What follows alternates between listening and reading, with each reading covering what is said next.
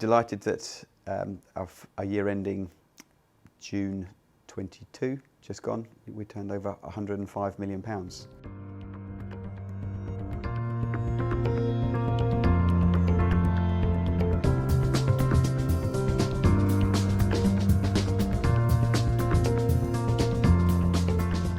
be blunt, we were winging it. We've got a sensible head on our shoulders, you know, we're professionals, but we hadn't been there before. I was hands-on, I used to say, chief cook and bottle washer. Long hours, hard work, loved it, never complaining, but not really planning the future or designing the future, just enjoying the journey, hanging on by the seat of our pants.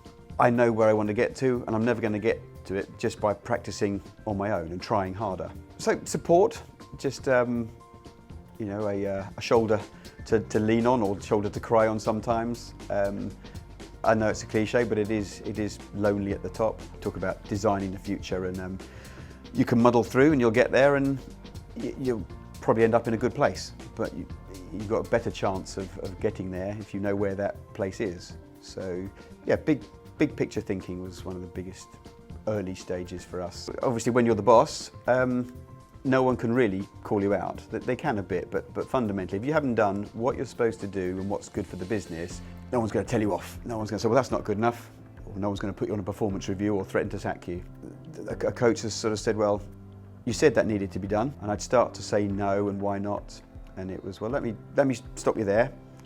Sounds like bullshit, Mike. Have you done it? Yes or no?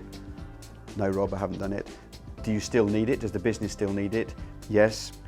Well, how about we rearrange it, and this time you definitely get it done? And it's yes. It's like a headmaster or a parent.